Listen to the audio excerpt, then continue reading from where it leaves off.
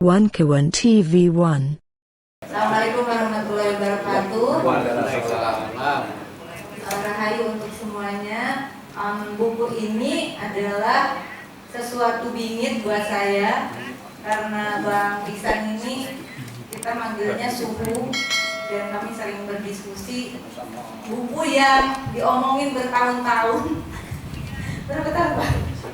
Ngomong aku lagi menulis buku ini ribet banget. Taunya selesai juga dan terbit juga. Applause dong, ini perjalanan akademik yang berbasis pada pengalaman empirik dan analisis yang bukan hanya analisis secara ilmu pengetahuan tapi juga secara kebatinan dan alhamdulillah bukan kejiwaan memang dengan kejiwaan menulisnya. Jadi bagi saya pribadi tidak secara detail, tapi buku ini terdiri dari 5 bagian begitu dengan 17 tabel dan 17 grafik. Bang Ihsan ini selalu membuat simbol-simbol yang saya kira bukan hanya sekedar gue mau 5 bab gitu memang ya, karena pasti ada maknanya, ada makna simboliknya, dan kemudian dari ini semuanya simbolik dari warna, dari apa, dan permainan simbolik ini juga ditularkan dalam penyelesaian disertasi saya, ya, yang juga ini adalah pembimbing disertasi yang kemudian ngomporin karena tesis saya adalah tentang kekerasan negara, filsafat politik begitu. Saya membongkar beroperasinya suatu model kekuasaan otoritarian dan totalitarian, ya. Saya membongkar prosedur dan mekanisme kekerasan negara pada masa otoritarian dan totalitarian begitu. Lalu kemudian ditemukan dua mekanisme begitu dalam satu mata uang yang disebut dengan propaganda dan teror. Nah, ketemu sama Bang Ihsan, kenapa kamu nggak bicara soal yang dulu itu? Saya membandingkan bagaimana metode kekerasan pada era Hitler dengan Nazinya, dan kemudian kita membuat komparasi sederhana dengan perbandingan dan analisis terhadap yang dilakukan oleh Orde Baru pada masa itu. Tapi Bang Ihsan memantik pemikiran saya berikutnya, kenapa kamu tidak bicara soal simbolik torture, ya, kekerasan simbolik begitu. Sehingga kemudian di dalam buku ini saya belum secara jujur belum membaca Perhara Bangsa, ya. Saya tidak mau berdebat apakah kenapa judulnya ini, kenapa begitu, enggak. Buku ini saya jamin berguna banget, terutama bagi politisi.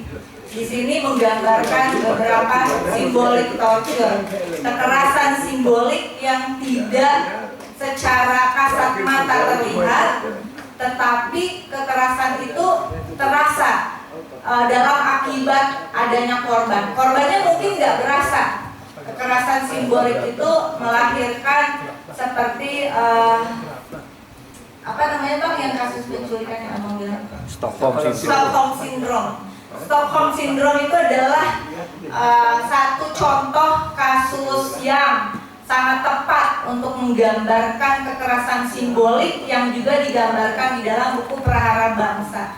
Korban tidak merasa sebagai korban, tapi malah justru kadang menikmati, seperti pada peristiwa Stockholm ketika orang yang diculik bukan hanya tidak mengakui dia sebagai korban, tapi dia bukan hanya jatuh cinta, tapi adore, tergila-gila sama si pelaku kekerasannya.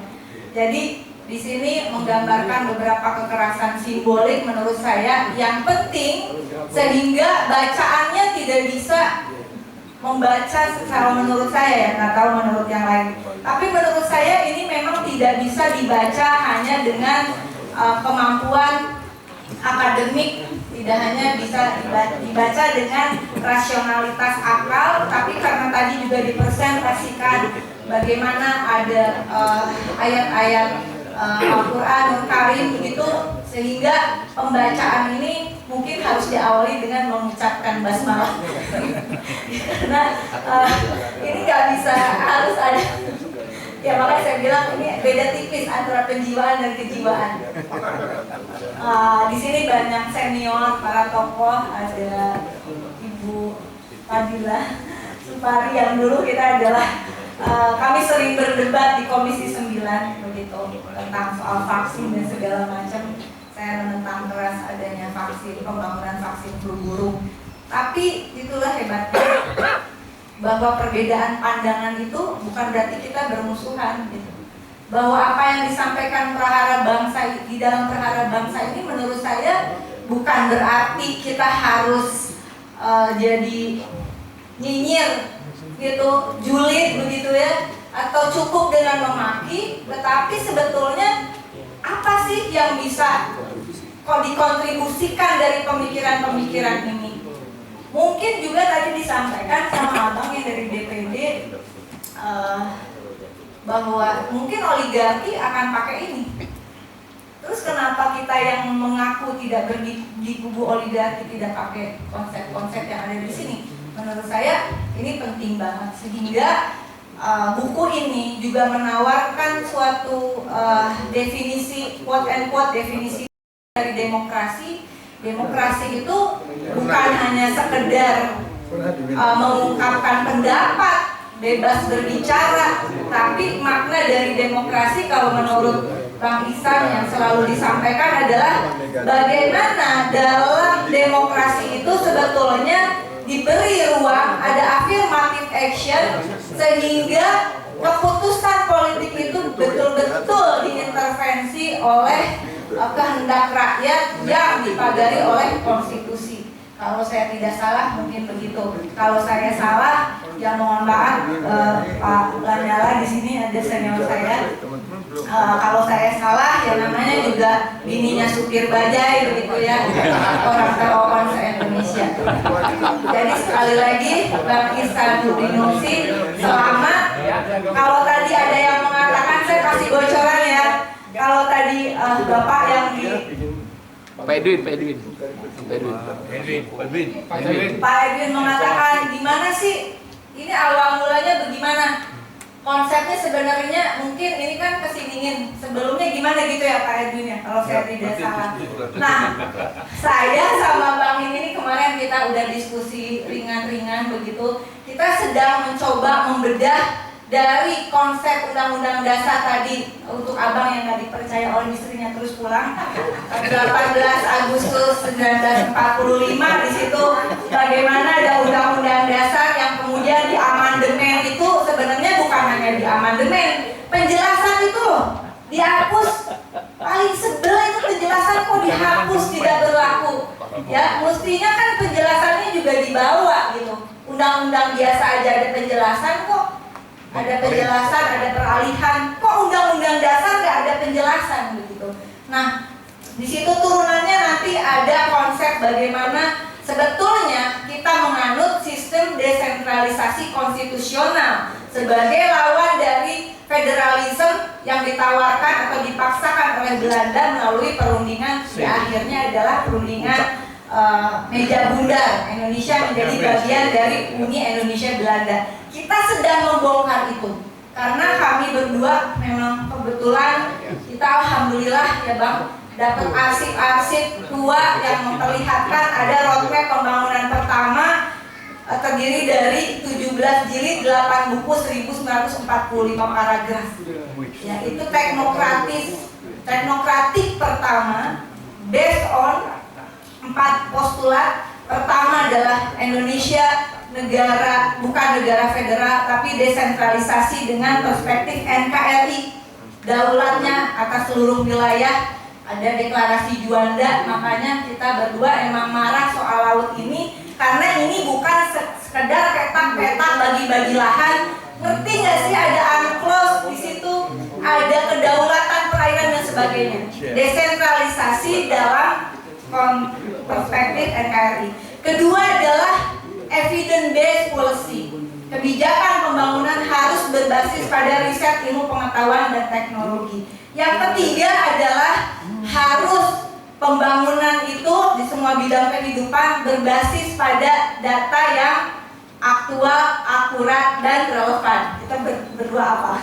Yang keempat adalah postulat yang penting, bagaimana pembangunan Indonesia betul di era desentralisasi, tapi juga membangun suatu tatanan democratic rural development, karena kita ada pemerintah desa. Jadi jangan berpikir Bang Ihsan cuma sampai sini. Bang Ihsan udah jauh nih, ya. Sebentar lagi ngeluarin solusi-solusi kekinian. Menurut saya penting kiranya sekali lagi apapun yang terjadi pada bangsa ini tidak akan pernah ada perubahan ketika kita hanya mengeluh, ya, bahwa pemikiran itu menjadi penting, tapi pemikiran lebih penting lagi kalau kemudian itu dieksekusi dan kita mencari jalan untuk intervensi keputusan politik. Terakhir, Bang Ihsan sehat selalu, juga bapak-bapak yang ada di sini panjang umur, ibu juga, karena pemikiran bapak ibu dibutuhkan oleh Republik ini. Teruslah bersuara dan kita sama teriakan untuk yang ini mohon bantuan ya, bongkar pagar laut. Saya minta dibantu ya, terutama yang di Bekasi karena mengganggu zona energi. Terima kasih. Ya itu harus ditangkap. Tapi bongkar dulu Bang. Mbak, instruksi satu. Apa? Mbak Oneng setuju nggak kembali ke Undang-Undang Dasar 45? Itu aja. Saya nggak akan jawab di sini, Pak, karena ini adalah bedah bukunya Bang Ihsanuddin Nursi. Nanti bedah buku saya kita jawab ya. Terima kasih. Billahi taufiq wal hidayah. Wallahul muwaffiq ila aqwamit thoriq. Wassalamualaikum warahmatullahi wabarakatuh. Orang DPR bilang Tidak.